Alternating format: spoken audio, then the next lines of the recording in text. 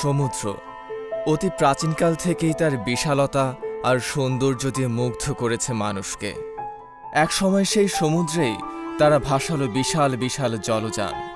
বিশ্বের এক প্রান্ত থেকে অন্য প্রান্তে যাওয়ার জন্য বণিকরা তাদের পণ্য বোঝাই জাহাজ নামাত। আবার নতুন ভূখণ্ড আবিষ্কারের জন্য রাষ্ট্রীয় পৃষ্ঠপোষকতায় সমুদ্রে ভাসাত সুসজ্জিত জাহাজ। আজও Vasco da Gama, Christopher Columbus, captain cook, Marco polo এদেরকে আমরা স্মরণ করি।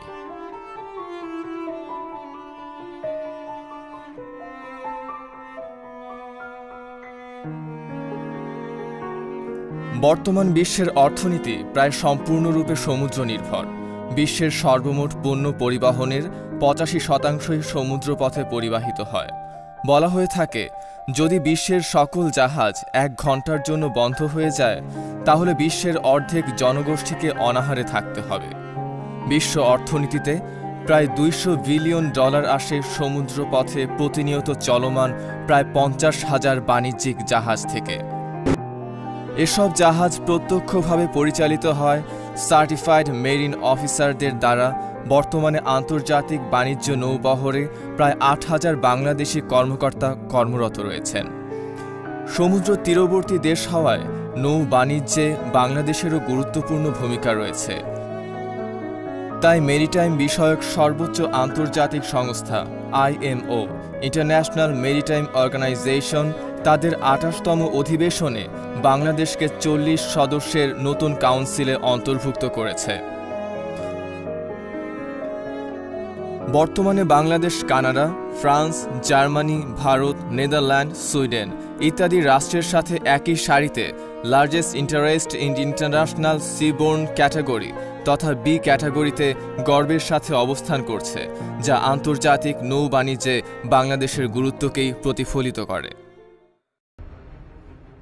এবার চলুন দেখে নেওয়া যাক জাহাজে অবস্থানকারী একজন সমুদ্রচারীকে কি কি পরিস্থিতির সম্মুখীন হতে হয়। সমুদ্র জীবন বিরামহীন, বন্দরেও তাই। এখানে একজন রেসপন্সিবল অফিসারকে জাহাজের দক্ষ পরিচালনার পাশাপাশি প্রতিনিয়ত চ্যালেঞ্জের মুখে থাকতে হয়।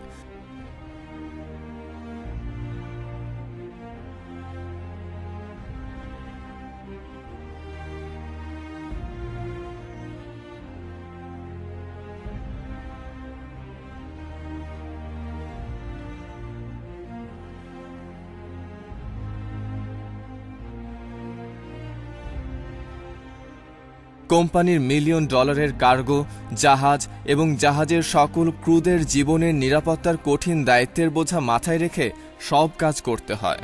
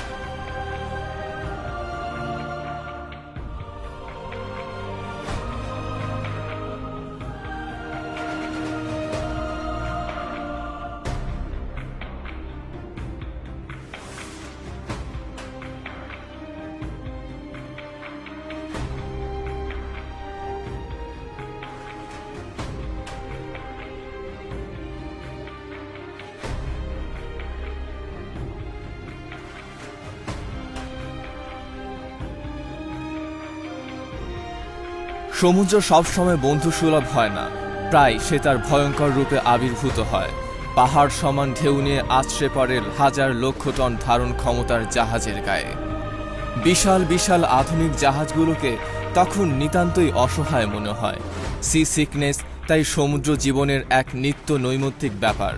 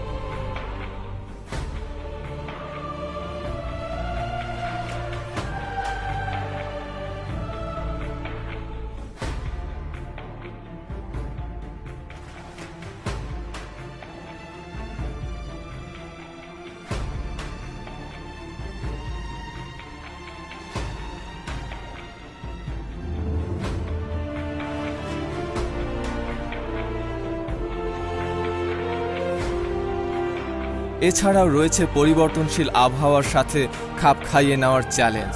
কখনো লোহিত সাগরের তপ্ত বাতাস, কখনো উত্তর আটলান্টিকের হাড় কাঁপানো ঠান্ডা, কখনো বা আর্কটিক সাগরের তুষারপাত।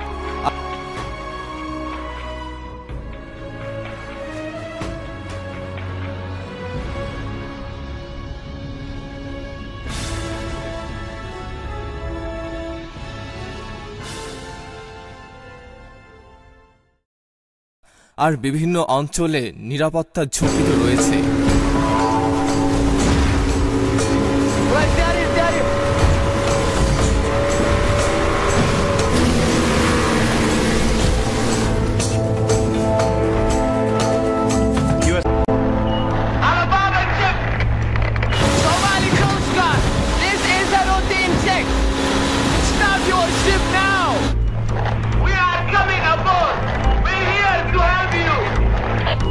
Shane, head dead astern. Jesus Christ. Jack out. Chief, we're gonna need the hoses. Yeah, your pumps are good. Count it down for me, Shane. Yeah. They're at 800 yards. Prepare for hard turns. Stop now! Stand by. Alabama, this is your final warning. Stop the ship! We have been taking up feeding.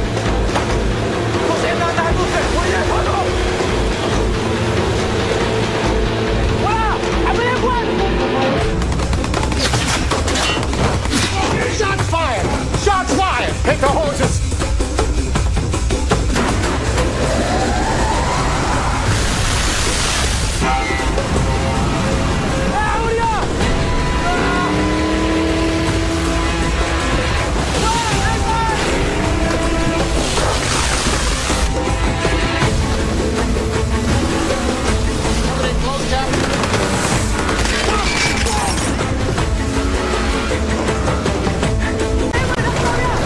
There!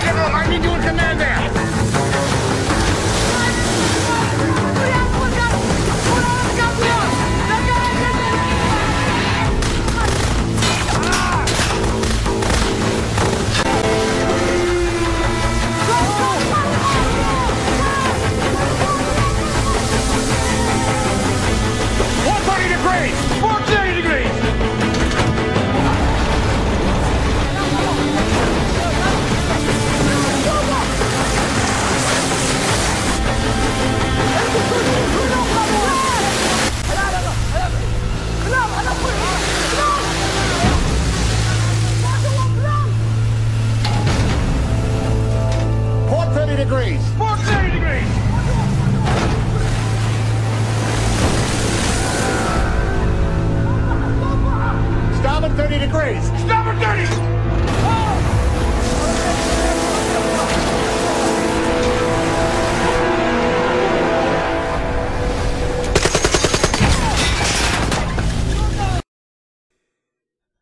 এছাড়া মুহূর্তের অসাবধানতা ও যান্ত্রিক ত্রুটি যে কোনো সময় ডেকে আনতে পারে মারাত্মক বিপর্যয়।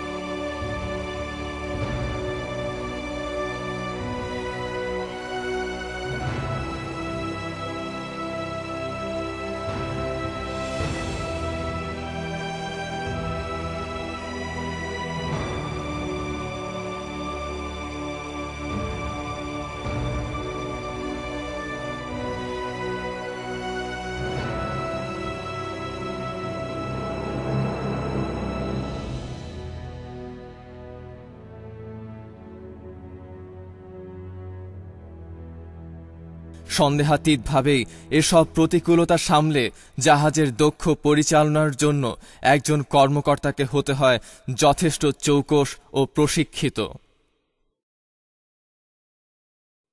বাংলাদেশে বিশ্বমানের নৌ নেতৃত্ব প্রতিষ্ঠায় ১৯৬২ সাল থেকে অগ্রপথিকের ভূমিকা পালন করে আসছে বাংলাদেশ মেরিন একাডেমি, যা স্থাপিত হয়েছিল চট্টগ্রামের কর্ণফুলী নদীর তীরে মার্কেন্টাইল মেরিন একাডেমি নামে। ১৯৮৯ সালে এটি সুইডেনে অবস্থিত ওয়ার্ল্ড মেরিটাইম ইউনিভার্সিটি এর একটি গর্বিত শাখা হিসেবে স্বীকৃতি লাভ করে। উচ্চ মাধ্যমিক পরীক্ষা পাশ করার পর একজন ছাত্রকে পর্যায়ক্রমে লিখিত, শারীরিক ও মৌখিক পরীক্ষায় উত্তীর্ণ হয়ে বাংলাদেশ মেরিন একাডেমিতে প্রশিক্ষণ গ্রহণের সুযোগ নিতে হয়। একাডেমিতে বিষয়ভিত্তিক শিক্ষার পাশাপাশি রেজিমেন্টাল প্রশিক্ষণের মাধ্যমে একজন ক্যাডেটকে সমুদ্রগামী জাহাজের জন্য দক্ষ, পেশাদার ও চৌকস করে গড়ে তোলা হয়। নেতৃত্বদানের গুণাবলী, সময়ানুবর্তিতা, কঠোর পরিশ্রম, চেইন অব কমান্ড এগুলো জাহাজের জন্য গুরুত্বপূর্ণ। তাই মেরিন একাডেমিতে প্রশিক্ষকদের পাশাপাশি ইমিডিয়েট সিনিয়রদের কাছ থেকে একজন ক্যাডেট এসব প্রশিক্ষণ লাভ করে। এরপর একজন পাসড আউট ক্যাডেটকে ব্যবহারিক জ্ঞান অর্জনের জন্য সমুদ্রগামী জাহাজে সর্বনিম্ন ১২ মাসের সি টাইম অর্জন করতে হয়, যা পরবর্তী প্রমোশনাল পরীক্ষায় অবতীর্ণ হয়ে সার্টিফাইড অফিসার হবার জন্য বাধ্যতামূলক।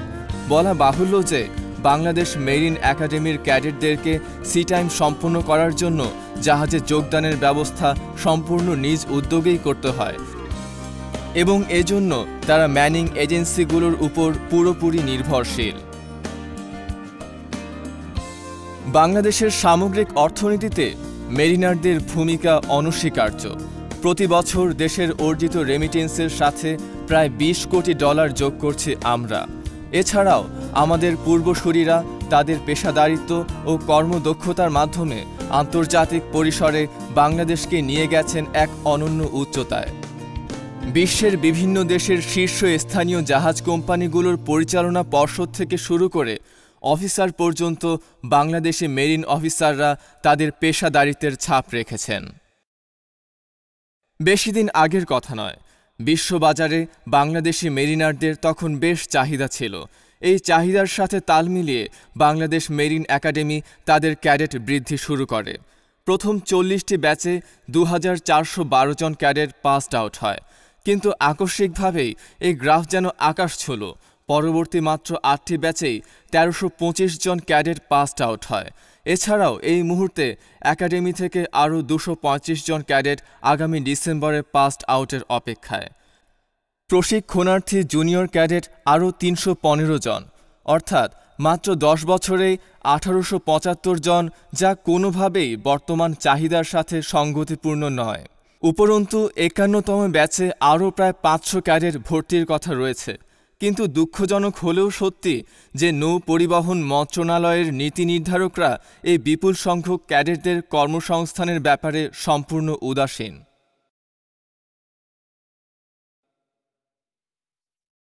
বর্তমানে বাংলাদেশি পতাকাবাহী সমুদ্রগামী জাহাজের সংখ্যা মাত্র 44টি। লাইফ বোটের ধারণ ক্ষমতা হিসাব করে প্রতি জাহাজে সর্বোচ্চ মাত্র 2 থেকে 4 জন ক্যাডেট সি টাইম সম্পন্ন করতে পারবে। সেই হিসাবে সবগুলো জাহাজ মিলিয়েও দেশীয় সমুদ্রগামী জাহাজে প্রতি বছর মাত্র 90 থেকে 160 জন ক্যাডেটের সি টাইম সম্পন্ন করা সম্ভব। অথচ দেশে লাইসেন্সপ্রাপ্ত 17টি প্রাইভেট একাডেমি মিলিয়ে প্রতি বছর প্রশিক্ষিত ক্যাডেটের মোট সংখ্যা দাঁড়ায় প্রায় 800 জন। একদিকে দেশীয় জাহাজে সব ক্যাডেটের প্রশিক্ষণের ব্যবস্থা নেই, আবার অন্যদিকে রয়েছে বিদেশি জাহাজে যোগদানে নানা সমস্যা। ফলাফল হিসেবে প্রতি বছর আনএমপ্লয়েড মেরিন ক্যাডেটের নামের তালিকায় আগের বছরের নাম যুক্ত হয়ে এক বিশাল তালিকা তৈরি হয়েছে এবং যা আরও বড় হচ্ছে। বাংলাদেশ মেরিন একাডেমি থেকে পাস আউটের পর 9 মাসেও এত বিপুল সংখ্যক ক্যাডেট বেকার, যা ভাবাই যায় না। 45তম ব্যাচের গ্র্যাজুয়েশন প্যারেড অনুষ্ঠানে বক্তৃতায় মাননীয় প্রধানমন্ত্রী একটি হিসাব তুলে ধরেছিলেন। বাংলাদেশ মেরিন একাডেমিতে 2 বছরের এই কোর্স সমাপনীতে একজন ক্যাডেটের দৈনিক 800 টাকা খরচ হয়, যার 300 টাকা ক্যাডেটের অভিভাবকরা বহন করে, আর বাকি দৈনিক 500 টাকা সরকারি কোষাগার থেকে ব্যয় হয় অবকাঠামোগত উন্নয়ন আর প্রশিক্ষকদের বেতন ভাতা বাবদ। কিন্তু সরকার এই 500 টাকা খরচ করে বিনিময়ে এই দীর্ঘ নামের লিস্ট ছাড়া আর কী বা পাচ্ছে? তার উপরে ঘোষণা হয়ে আছে আরও 6টি নতুন মেরিন একাডেমি প্রতিষ্ঠার।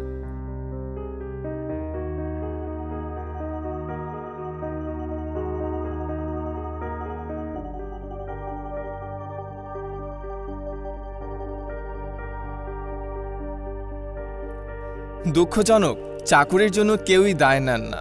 বিভিন্ন সময় এই পাসড আউট হওয়া ক্যাডেটদেরকে ম্যানিং এজেন্সির অসাধু কর্মচারীদের প্রতারণার শিকার হতে হয়।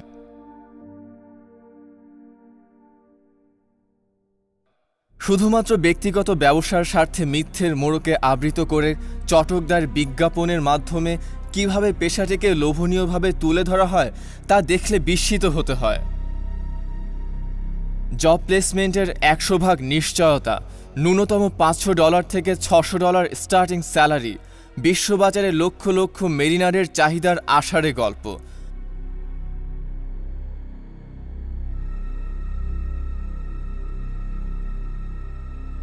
ফলস্বরূপ মেরিনার নামক সোনার হরিণের পেছনে দিকভ্রান্ত হয়ে ছুটতে গিয়ে সর্বশান্ত হতে হয় অনেক পরিবারকে। কারণ 2 বছরে 14 লাখ থেকে 22 লাখ টাকা দেওয়ার মতো মধ্যবিত্ত সচ্ছল পরিবার আমাদের দেশে কটি রয়েছে? মজার ব্যাপার হলো, এই প্রতারণার দৌড়ে বাংলাদেশ মেরিন একাডেমিও পিছিয়ে নেই।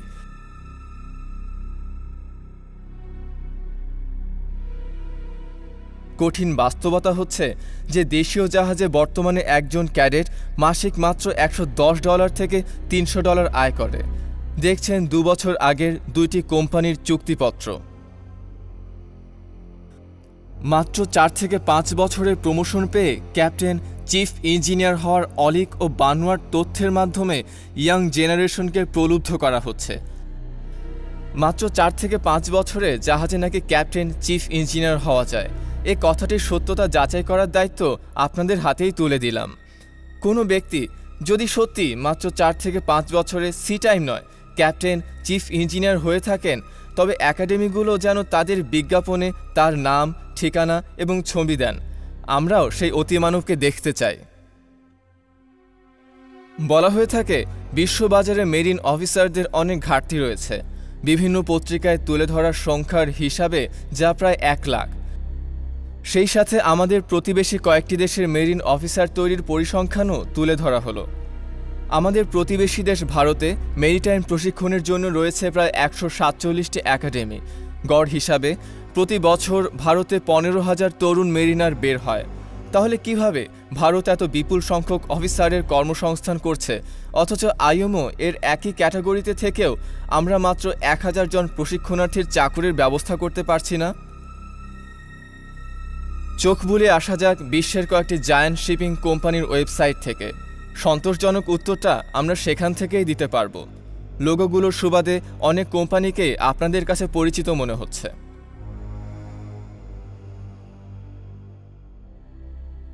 আমাদের দেশের অনেক রপ্তানি পণ্য এদের মাধ্যমে বিশ্বের বিভিন্ন প্রান্তে পৌঁছে যায়, আবার আমরাও অনেক পণ্য আমদানি করি এদের মাধ্যমে। ম্যানিং এবং অপারেশনের জন্য এদের রয়েছে বিভিন্ন দেশে অনেক রিজিওনাল অফিস। শুধুমাত্র ম্যানিংয়ের জন্য আমাদের দেশে কোনো কোম্পানির কোনো রিজিওনাল অফিস বা হেডকোয়ার্টার নেই, অথচ Bharat, Myanmar, Pakistan, Vietnam, Philippines সহ আমাদের চেয়েও স্বল্পোন্নত অনেক দেশে যারা আইএমও এর কোনো ক্যাটাগরিতেই পড়ে না, সেখানে রয়েছে তাদের পরিপূর্ণ অফিস, যেখান থেকে তারা সরাসরি তাদের বাণিজ্যিক ফ্লিটে সংশ্লিষ্ট দেশের মেরিনারদের রিক্রুট করতে পারে। আমাদের দেশ থেকে যদিও বা কিছু কিছু অফিসার এসব কোম্পানিতে রিক্রুট হয়, তার জন্যও নির্ভর করতে হয় প্রতিবেশী দেশগুলোতে, বিশেষ করে ভারতে অবস্থানরত রিজিওনাল অফিসগুলোর উপর। যে দেশটি বছরে 15,000 ক্যাডেট তৈরি করছে, তাদের জন্য তাই বিদেশি নামিদামি কোম্পানির জাহাজে যাওয়া খুব সহজ। এবং আমাদের জন্য আশঙ্কার কথা এই যে এত বিপুল সংখ্যক প্রশিক্ষণার্থী অফিসাররা যখন প্রমোশন পাবেন, তখন রিজিওনাল অফিসগুলোর বাংলাদেশি সমুদ্রচারীদের দিকে তাকানোর কোনো প্রয়োজনই হবে না। তাই আমাদের সরকারের উচিত যত দ্রুত সম্ভব উদ্যোগ নিয়ে বিশ্বের শিপিং কোম্পানিগুলোর সাথে বা সংশ্লিষ্ট দেশের মেরিটাইম অথরিটির সাথে যোগাযোগ করে বাংলাদেশ থেকে সরাসরি নিয়োগের জন্য রিজিওনাল অফিস স্থাপনের আমন্ত্রণ জানানো।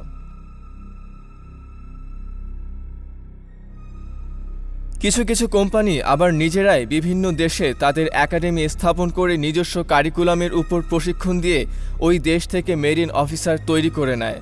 এরকম ক্ষেত্রে আমরা ক্যাডেট ও অফিসার নিয়োগের দীর্ঘমেয়াদী শর্ত ও চুক্তির সাপেক্ষে বাংলাদেশ মেরিন একাডেমি ও পরিকল্পনাধীন অন্য সরকারি একাডেমিগুলোর ভৌত অবকাঠামোগুলো ব্যবহারের সুযোগ দিতে পারি, যা ভবিষ্যতে আমাদের মেরিন সেক্টরের জন্য কল্যাণ বয়ে আনবে এবং দেশ পাবে রেমিট্যান্স।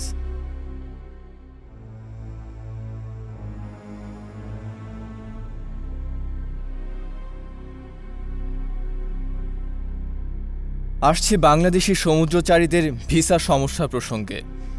মেরিন সেক্টরে বাংলাদেশি পাসপোর্ট শুনলেই যেন অন্য দেশগুলো ভ্রু কুঁচকায়। ভিসা দেওয়ার ব্যাপারে তাদের তীব্র অনীহা। আমাদের পেশার জন্য এটি একটি বিরাট প্রতিবন্ধকতা। শুধুমাত্র মধ্যপ্রাচ্যের দেশগুলো এবং সংযুক্ত আরব আমিরাতে রয়েছে কয়েক হাজার মেরিন অফিসারের কর্মসংস্থানের সুযোগ, যা আমাদের দেশের মেরিন সেক্টরের জন্য যথেষ্ট। অথচ দেশগুলোতে বাংলাদেশি সমুদ্রচারীদের জন্য ভিসা ইস্যু করা প্রায় পুরোপুরি বন্ধ। এছাড়াও অন্যান্য দেশ তো রয়েছেই। আসছে বিশ্বের জাহাজ বাণিজ্যের অন্যতম কেন্দ্র সিঙ্গাপুরের কথায়।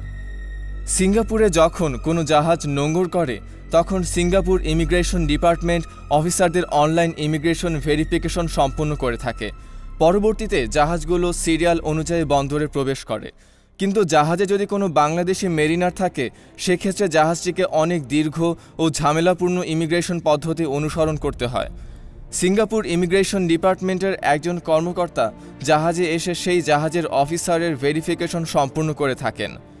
অনেক সময় ছুটির দিনে কোম্পানির বিশেষ অনুরোধে ইমিগ্রেশন কর্মকর্তাকে ওই বাঙালি নাগরিকের জন্য হলিডে ডিউটি পালন করতে হয়। এই কাজ ইমিগ্রেশন ডিপার্টমেন্টের জন্য যেমন ঝামেলার, তেমনি জাহাজ কোম্পানির ম্যানেজমেন্টের জন্যও ব্যয়বহুল, আর জাতি হিসেবে আমাদের জন্য চরম অপমানজনক। এ সমস্যার জন্য অনেক কোম্পানি বাংলাদেশি সমুদ্রচারী নিয়োগে অনীহা পোষণ করে। এবার আসছি চীনের কথায়। বিশ্বের বৃহত্তম শিপিং ব্যবসা এখন চীনের নিয়ন্ত্রণে, অথচ একজন বাংলাদেশি মেরিন অফিসারকে চীনের ভিসা পাবার জন্য সেখান থেকে বিভিন্ন ডকুমেন্ট কুরিয়ার করে আনিয়ে নিতে হয় এবং পরবর্তীতে ঢাকাস্থ চীনা অ্যাম্বাসিতে ডকুমেন্টগুলো জমা দেওয়ার ভিত্তিতে চায়না ভিসা দেওয়া হয়। এটি একদিকে যেমন সময় সাপেক্ষ, অন্যদিকে ব্যয়বহুল। প্রযুক্তির কল্যাণে এখন বাণিজ্যিক জাহাজগুলো খুব দ্রুতই স্থান পরিবর্তন করে। ভিসা পাবার ক্ষেত্রে এই দীর্ঘসূত্রিতা তাই বেশিরভাগ ক্ষেত্রেই জাহাজে যোগদানের জন্য প্রতিবন্ধকতা হয়ে দাঁড়ায়। ফিলিপাইন এবং হংকংয়ে বিশ্বের কোনো দেশের জন্য প্রি অ্যারাইভাল ভিসার প্রয়োজন হয় না, কিন্তু বাংলাদেশি মেরিনাররা এই সুযোগ থেকে বঞ্চিত।